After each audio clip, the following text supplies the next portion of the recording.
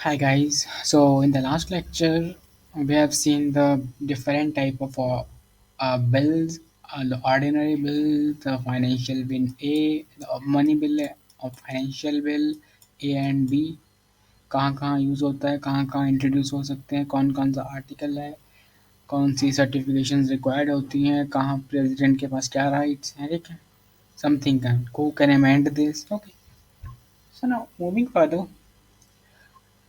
Legislative procedure of the parliament. Basically, a bill undergoes three readings in each house. तीन readings means तीन readings. The first reading consists of the introduction of the bill. पहले reading में आप introduce करेंगे, तो हम introduce तक देख चुके हैं कि क्या क्या procedure है introduce करने का, क्या होता है back end पे. अब हम introduction से बाद में आएंगे. The bill is introduced after the adoption of motion for leave. Motion for leave is nothing. Leave का मतलब leave कर जाना नहीं है. It's a permission, ठीक है. To introduce a bill in either of the house. ठीक है, जो भी उस बिल के अकॉर्डिंग हाउस कन्वीनियंट होगा उसको वहाँ प्रेजेंट किया जाएगा, इंट्रोड्यूस किया जाएगा. The bill after three readings in each house goes to the president, of course, for the assent of the president. Once presidential assent is required, the bill becomes an act. ठीक है, its implementing agency then has to make delegated legislation for its implementation. अब देखो, पास हुआ, ये basic basic जानकारी है, अभी stages हम पढ़ेंगे डिटेल में. पास होने के बाद प्रेसिडेंट साहब के पास गया, प्रेसिडेंट साहब ने अगर पास किया, ठीक है, तो वो बन गया एक्ट. उस एक्ट के बाद एक और चीज़ है, उसको पास करने के लिए बाद उसको इम्प्लीमेंट करने के लिए एक लेजिस्लेशन अथॉरिटी, डेडिकेटेड अथॉरिटी बनाई जाती है. उस अथॉरिटी को उसे इम्प्लीमेंट करना होता है ऑन द ग्राउंड लेवल्स, ठीक है, via the centre to state to district to ground, है ना. Which is a scrutiny, okay, for this implementation, which is subject to scrutiny of the Committee on Subordinate Legislation. Stages of passing the bill. Reading. When the first reading की बात करें, when the mover of the motion introduces a bill in the house, thereby reading its title and objective is considered as first reading. First reading is nothing. जैसे ही कुछ introduce होता है, जब उसका title या ऑब्जेक्टिव पढ़ा जाएगा तो उसको फर्स्ट रीडिंग बोल दिया जाएगा. कोई डिस्कशन नहीं होती इस पे, ठीक है. So no discussion takes place at this stage. After its introduction in the house, the bill is published in the gazette. तो बेसिकली एक गैजेट में आ जाता है बिल, ठीक है. तो अब देखो, if the bill is published in the gazette before its introduction to the house, अगर वो पहले ही गैजेट में आ गया ना, तो परमिशन या फिर क्या बोल लूँ मैं, परमिशन के अलावा हमने एक और वर्ड यूज किया था यहाँ पे, लीव, तो इसकी ज़रूरत नहीं है इंट्रोड्यूस करने की, ठीक है. मतलब तो अगर पहले, ठीक है, अब ऑब्जेक्टिव बताया आपने, ये बताया, उसके बाद गैजेट में आया, लेकिन अगर आप पहले ही गैजेट में डाल देते हो उसको, we put this before introduction, अगर आप उसको पब्लिश होने से पहले, मतलब सॉरी, इसको इंट्रोड्यूस करने से पहले ही गैजेट में डाल देते तो आपको कोई परमिशन लेने की ज़रूरत नहीं है, नेसेसरी नहीं हो जाती वो परमिशन, ठीक है. Introduction of the bill and it's publication in the gadget constitute the first reading of the bill. तो बेसिकली द इंट्रोडक्शन और गैजेट में आने वाला जो है, एक बार इंट्रोडक्शन हो गई, ऑब्जेक्टिव बता दिया, इंट्रो दे दी बेसिक, तो उसको और गैजेट में पब्लिश होने को बोल दिया first reading. Second reading is what, this is most important stage in which the enactment of the bill होती है. In this stage the bill assumes its final shape. In this stage the bill is referred to committees and circulated for drawing out public opinion. देखो अब let's discuss more. Stages of general discussion. Here the bill is printed and a copy is given to each member of the parliament to read. Basically क्या है, general discussion के लिए copy print की जाएगी और सभी पार्लियामेंट्स को read करने के लिए दी जाएगी. Main topics and some main sections of the bill are discussed. Main discuss कर लिया जाएगा, सभी कुछ डिस्कस नहीं होगा, ठीक है. At this stage the house takes the bill up for discussion immediately और फॉर सम लेटर डेट. अगर आपने थोड़ा मतलब फॉर एग्जांपल मैंने आपको एक प्रिंट दिया पढ़ने को 2 पेज, आपने उसे पढ़ा होगा. अब मैंने वो डिसाइड नहीं की डेट, मैं जब आपसे कुछ डिस्कस करूँगा तो मैं आपसे फुल नहीं करूँगा, ठीक है, मैं आपसे मोटा-मोटा 1 पेज ही डिस्कस करूँगा, ठीक है. So that is what it is, है ना. ना उसके बाद जस्ट इमीडिएट आफ्टर दैट क्या होता है, डिस्कशन स्टार्ट हो जाती है, ठीक है. कुछ सी बोला आज भी हो सकती है, कल भी हो सकती है, लेटर डेट पे किसी भी डेट पे हो सकती है। The bill may be referred to a select committee of the house, ठीक है, वो सिलेक्ट कमेटी के पास जाएगा, और it may be referred to the joint committee of the two houses of parliament. Basically selected committee के पास भी जा सकता है और जॉइंट कमेटी के पास भी जा सकता है, ठीक है, जो बोथ हाउसेज को मिलके बनी हो।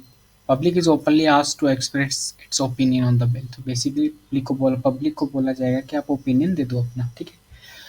Committee stage. So, a selected committee or any other committee takes the bill for detailed study। देखो अब पार्लियामेंटेरियन थोड़ी ना पढ़ते हैं, वो किसी कमेटी के पास जाएगा, वहाँ पे जो भी गेट वन ऑफिसर्स या जो भी रिलेटेड टू दैट होंगे, वो उसको बहुत बारीकी से इन डिटेल स्टडी करेंगे, क्लॉज बाय क्लॉज सब कुछ स्टडी किया जाएगा। अब committee will can make the changes उस बिल में, ठीक है, उस प्रिंट में चेंजेस किए जाएंगे, मतलब जैसे वो ठीक नहीं लग रहा, जो पब्लिक के बेनिफिट के लिए नहीं है, उसको चेंज किया जाएगा, बट बेसिक प्रिंसिपल सेम रहना चाहिए, ठीक है। Once the scrutiny of the bill is done, the committee reports the bill back to house. अब कमेटी ने देख लिया, चेंज कर दिया, अगर हुआ कुछ, if it is viable to change, और बाकी इसके बाद वापस आ गया बिल, ठीक है। Consideration stage, the house takes the bill up for फिर डिस्कशन होती है, clause by clause detail debate होती है, वोटिंग होती है हर एक क्लॉज पे, कुछ रिकमेंडेशन भी हो सकती हैं, फिर कुछ अमेंडमेंट भी हो सकती हैं। अगर एक्सेप्ट कर लिया जाएगा, लिखो, if these amendments are accepted by vote then they are added to bill and the bill is taken up for third reading. देखो बेसिकली वो कह रहा है, अगर कोई अमेंडमेंट बताई मैंने कि भाई साहब आपके सेकंड पेज की थर्ड लाइन में कि चौथे वर्ड में ही अमेंडमेंट हो सकती है, तो उस पर वोट होगा, वोट करके ठीक है अमेंडमेंट के पक्ष में आए तो फिर वो थर्ड रीडिंग के लिए जाएगा। तो third reading is nothing but it's exception और रिजेक्शन, ठीक है। तो यहाँ पे अमेंडमेंट नहीं होती बिल्कुल भी, ये ऐसा है कि आपके पास बिल आ गया थर्ड रीडिंग में, अब आप इसको या तो एक्सेप्ट कर लो या रिजेक्ट कर दो, ठीक है। If the bill is passed and voted in favour by all the members present and by simple majority से बोल रहा हूँ, ठीक है, then the bill is considered to be the passed from the house, ठीक है। अगर सिंपल मेजोरिटी से पास हो गया तो वो पास है। Finally, the bill is authenticated by the presiding officer and transmitted to the other house of parliament। देखो अगर लोकसभा में आया बिल, लोकसभा में पास हुआ तो वो राज्यसभा में जाएगा, अगर बाई एनी चांस राज्यसभा में आता है बिल तो वो लोकसभा के पास जाएगा। सेकंड जो उसमें जाएगा हाउस में, तो same process will be followed in the second house, ठीक है, थ्री रीडिंग्स के लिए जाएगा। तो सेकंड हाउस के पास क्या ऑप्शंस होते हैं, एक्सेप्ट द बिल, पास कर दो, ठीक है। सेकंड हाउस अमेंडमेंट्स बता सकता है ना। देखो सेकंड हाउस के पास जैसे ही पहुंचा उसने देखा कि ये कुछ गलत लग रहा है हमें, तो वापस फर्स्ट हाउस के पास अमेंडमेंट्स के लिए आएगा। रिजेक्ट भी कर सकता है ये और बोल सकता है कि भाई हमें अकेले समझ नहीं आ रहा, हम राज्यसभा लोकसभा तो हम इकट्ठे बैठेंगे, जॉइंट सेशन ऑफ पार्लियामेंट, ठीक है। Keep the bill on hold as long as it could depending on the type of bill and it will also call the joint session ultimately. देखो होल्ड करके रखोगे ना, ऐसा नहीं है कि आप ज़िंदगी भर के लिए होल्ड कर लो, there is a proper days, 14 days, 10 days mentioned है। तो होल्ड करने का मतलब भी यही है कि आप जॉइंट सेशन बुला रहे हैं पार्लियामेंट का, ठीक है। तो अगर बिल वापस गया जो सा इस केस में था, ठीक है, तो 2 केसेस हो सकते हैं। अगर अमेंडमेंट्स बोला है कि अमेंडमेंट्स कर दो,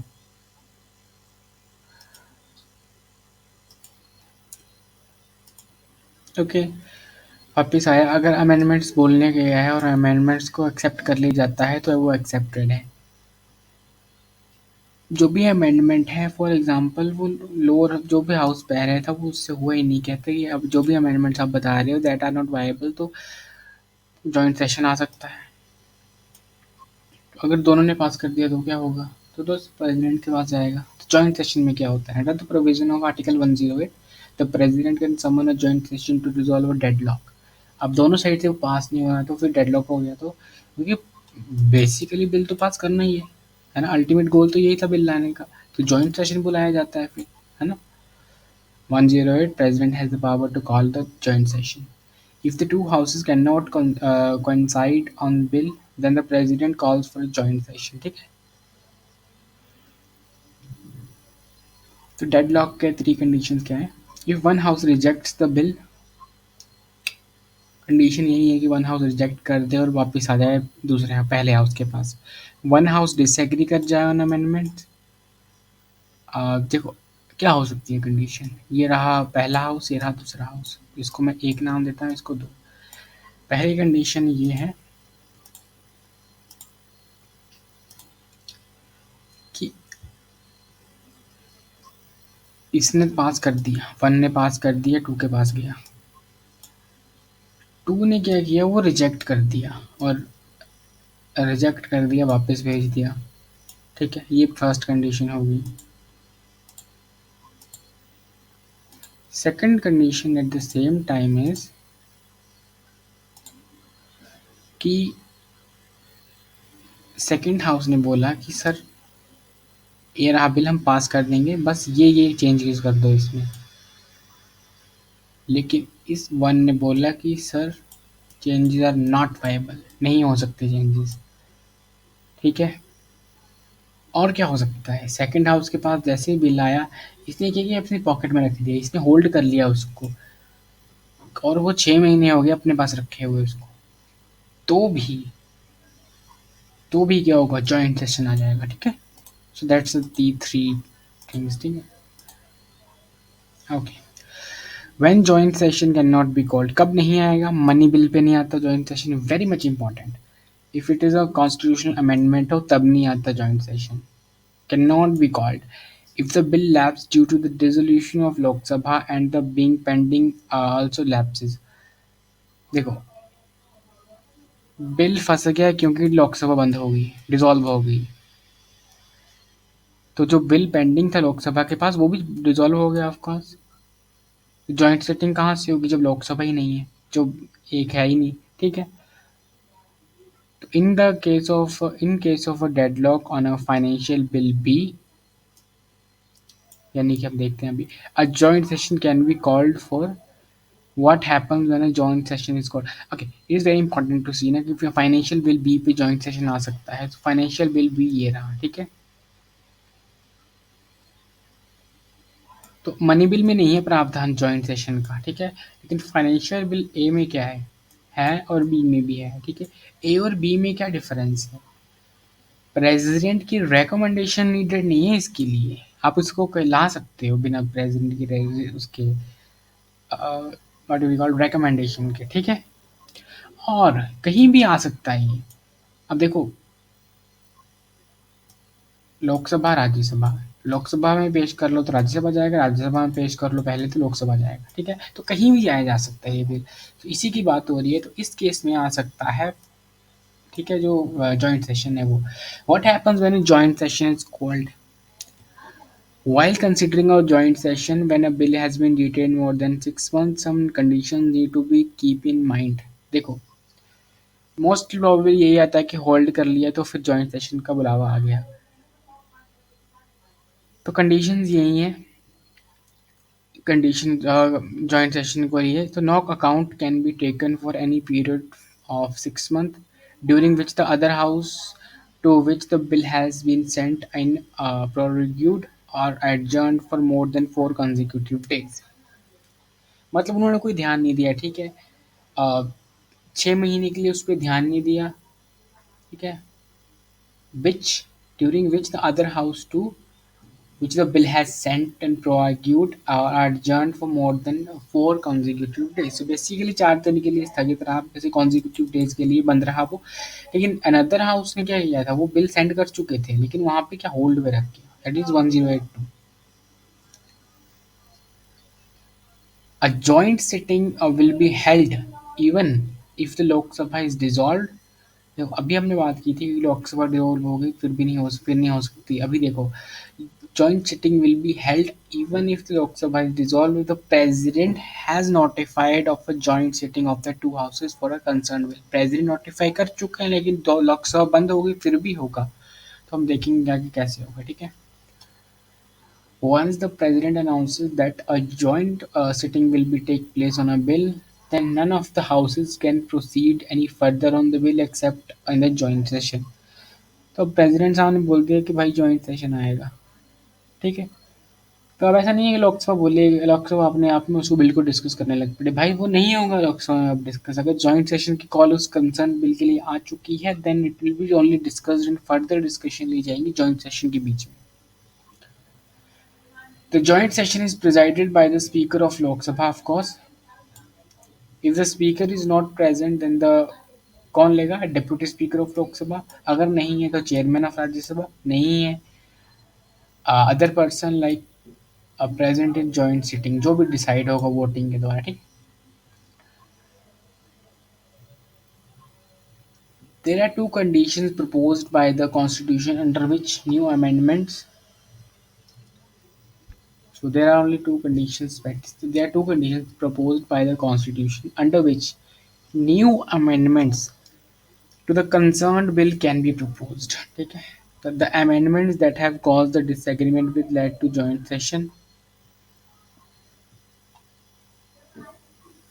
तो न्यू अमेंडमेंट तभी आ सकती है अगर वो अमेंडमेंट से डिसएग्री हो गई थी। जैसे कि मैंने आपको बताया कि 1 से 2 गया पास होके बिल, और 2 ने कुछ अमेंडमेंट दी, लेकिन उन्होंने कहा कि हम अमेंडमेंट नहीं करेंगे इसमें, अमेंडमेंट्स, ठीक है। Amendment which became necessary due to delay in the bill, ठीक है। अब डिले तो हो गया बिल। देखो फॉर एग्जांपल 1 2, ये 6 महीने हो गए इसके पास, 2 के पास पड़े हुए, इसने होल्ड करके रखा है अपने पास बिल। अब डिले हो गया, फॉर एग्जांपल 3 महीने हुए।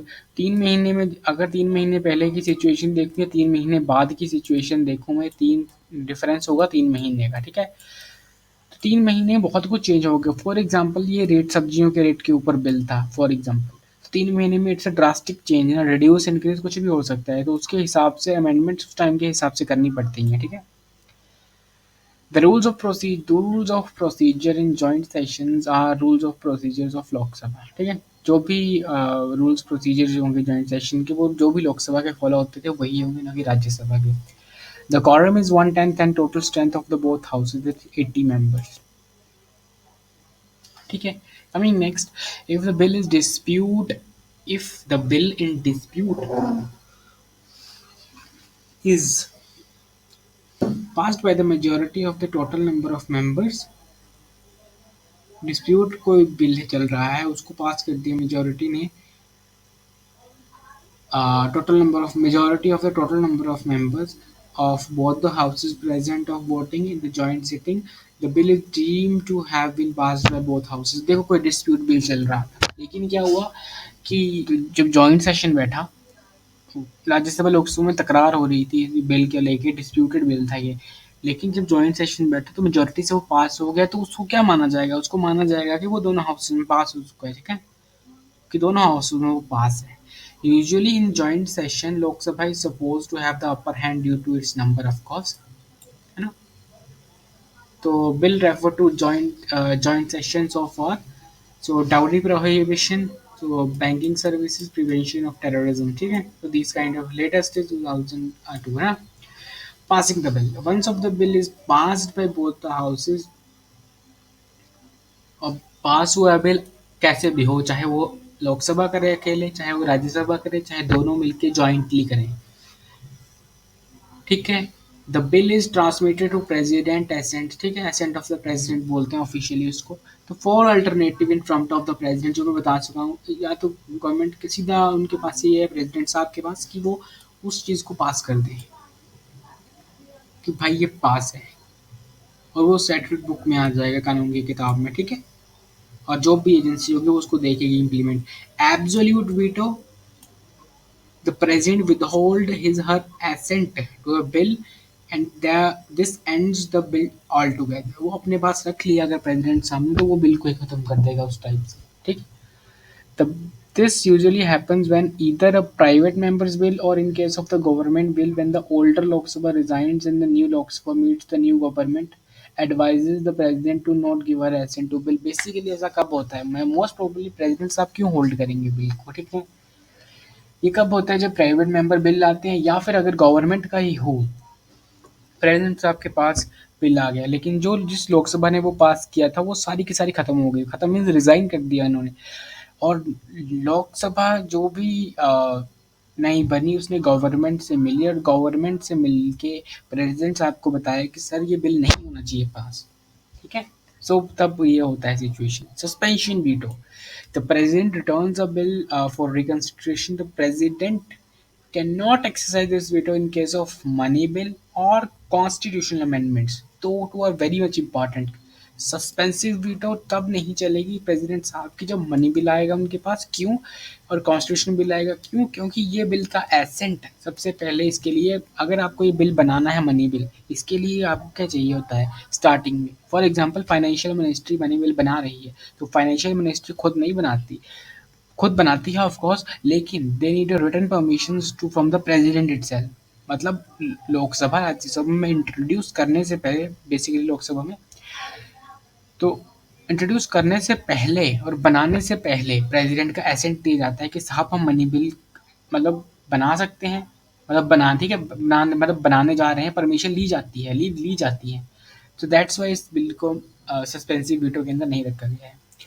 Once the bill is returned to the parliament and the parliament passes the bill again, if the same majority or lesser, the president is obligated to pass the bill. Basically क्या है, अगर president साहब ने वो bill return कर दिया और वो लोकसभा या राज्यसभा में आया, और अगर उन्होंने फिर भी उसे पास कर दिया, लोकसभा राज्यसभा ने दोबारा से मेजोरिटी से उसे पास कर दिया, तो प्रेसिडेंट साहब को वो पास करना ही पड़ेगा। Coming to the pocket veto, the president neither reject the bill nor passes the bill, just detains the bill on his desk. Since the constitution does not prescribe any time limit how long president can hold the bill, the president may kept the bill detained indefinitely. So pocket veto is nothing, pocket में डालो और भूल जाओ। क्यों, मतलब for example president ने आपके पास bill आया और उनके डेस्क पे पड़ा रहा, उनको पता है सब बिल पढ़ लिया, सब कुछ हो गया, वो अपनी पॉकेट वीटो का यूज़ करते हुए उस बिल को ऐसे ही रहने देंगे, और कॉन्स्टिट्यूशन में टाइम मेंशन ही नहीं है प्रेसिडेंट के पास कितने टाइम के लिए बिल रह सकता है, तो वो इनडेफिनिट टाइम के लिए रह सकता है, ठीक है। Coming to the budget,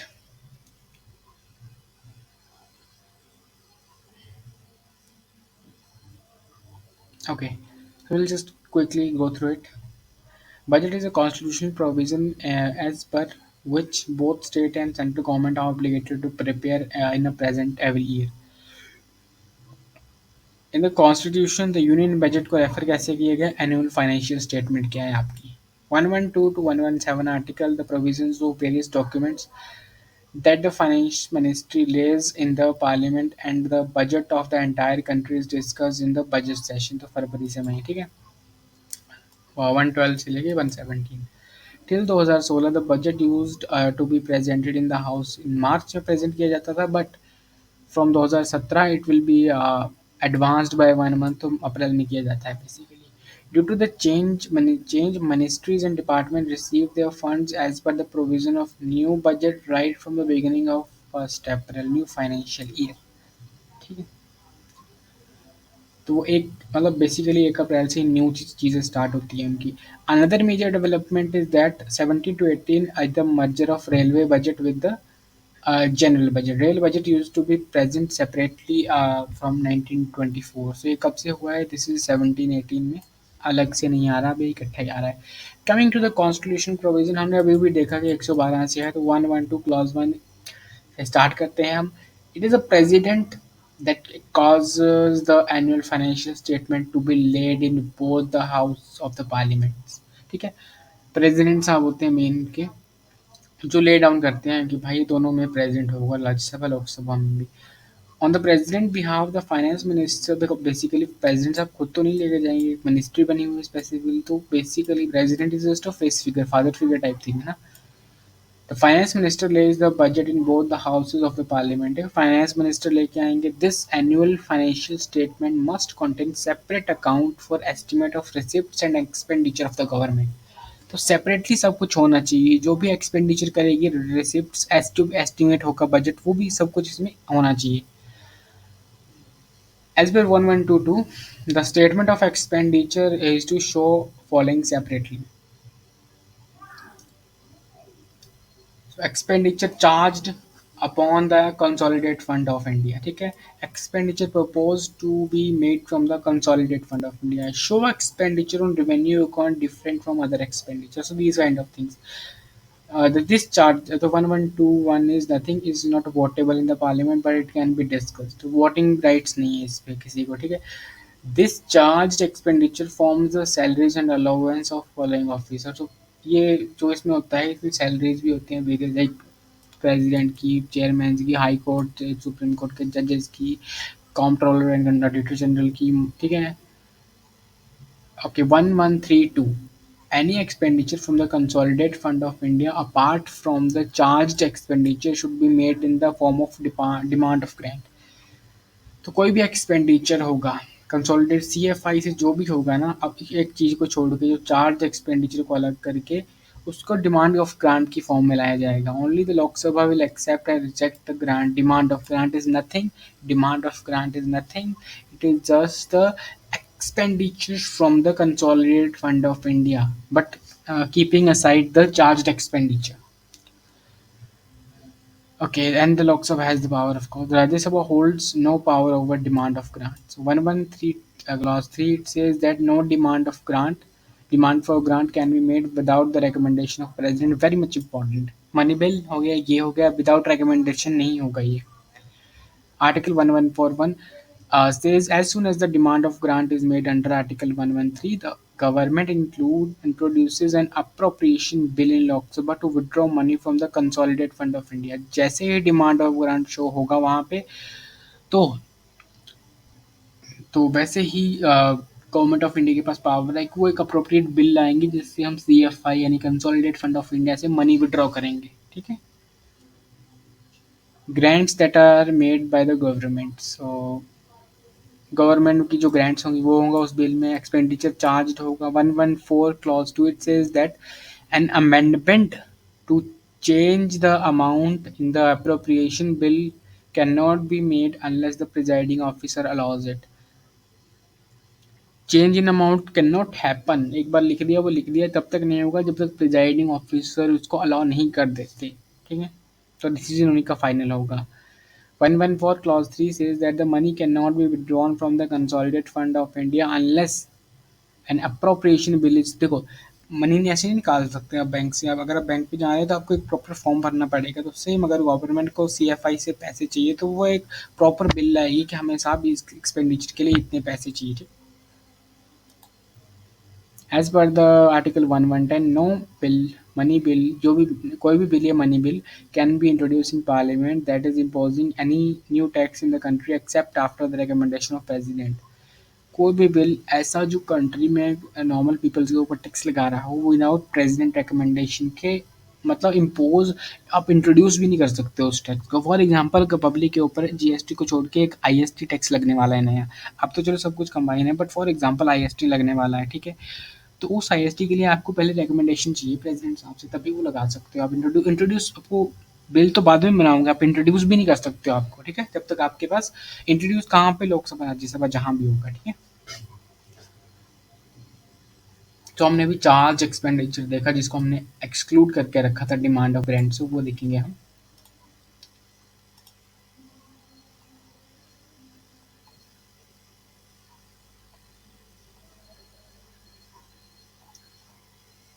Because it is too long, so I guess we should stop here and we'll just move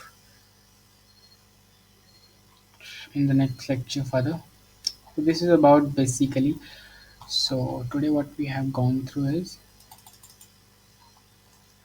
the reading, the first reading of course introduce करना, उसको सिर्फ बेसिक ऑब्जेक्टिव बताना और उसको बेसिकली एक overview दे देना. Overview भी नहीं देना, बस इंट्रोड्यूस करने का मतलब. फर्स्ट रीडिंग का मतलब सिर्फ इतना है कि आपको जस्ट उसका ऑब्जेक्टिव बता देना, टाइटल बता दिया आपने, उसको डिस्कशन नहीं होती कोई, और उसको बाद में गैजेट में प्रिंट पब्लिश कर दिया. लेकिन परमिशन की ज़रूरत होती है. परमिशन की ज़रूरत कब नहीं होती, जब आप उसको गैजेट में पहले ही पास कर दो, पब्लिश कर दो. लेकिन हाँ, पब्लिश मतलब अगर आप पब्लिश करके आ रहे हो तो आपको लीव या फिर परमिशन की ज़रूरत नहीं है. Second reading is nothing but the basic पढ़ा जाता है यहाँ पे थोड़ा थोड़ा सा. फिर कमेटी को दिया जाता है, वो डिटेल में पढ़ती है. फिर डिस्कशन कमेटी से जब बिल आता है उस पर तो वो डिस्कशन होता है बाय क्लॉज. अगर अमेंडमेंट्स हैं तो बताई जाती हैं यहाँ पे. थर्ड रीडिंग में अमेंडमेंट्स नहीं बताई जाती, एक्सेप्ट या रिजेक्ट होता है सिंपली. जॉइंट सेशन हमने देखा, अदर हाउस में भी सेम ही प्रोसीजर है। और जॉइंट सेशन हमने देखा कब आ सकता है, जब है ना, और कैन नॉट बी कॉल्ड भी हमने देख लिया, मनी बिल पे नहीं आ सकता, कॉन्स्टिट्यूशन अमेंडमेंट में नहीं आ सकता, डेजोल्यूट हो जाए लोकसभा तब नहीं आ सकता। सो हमने सब देख लिया। So will move further with next things in the next lecture. So absolute veto, ठीक है, ये तो एसेंट दे दिया। एब्सोल्यूट वीटो मीन्स मतलब एंड हो गया, बिल खत्म हो गया एब्सोल्युटली। सस्पेंशन वीटो रिकंसीडर के लिए भेज दिया, लेकिन वो वापस अगर रिकंसीडर होके आ गया, मतलब वापस गया और पास हो गया दोबारा से, और वापस अगर प्रेसिडेंट के पास आया वो बिल, तो उसको पास प्रेसिडेंट साहब को पास करना ही पड़ेगा, ठीक है। पॉकेट वीटो पॉकेट में रख लो, भूल जाओ, ठीक है ना। बजट के ऊपर आए हम, तो बजट के लिए आपको 112 टू 117 याद रखना है, ठीक है। तो वो पहले जब होता था मार्च में होता था, वो अप्रैल में हो रहा है। तो अब पहले इसका नाम है, सॉरी, द कॉन्स्टिट्यूशनल वाइज अगर फाइनेंशियल बजट को बोलूँ तो it is annual financial statement.